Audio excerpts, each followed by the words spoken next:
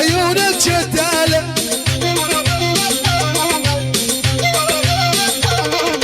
يا زيد ويا ابن الاسعد شنها اخباره وابو شريكه ما وصيت السبعاوي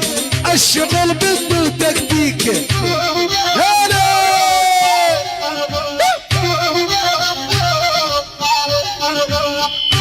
اسعد الاسعد جاني من غاد يوم فراقك زيد وما بقنا زاد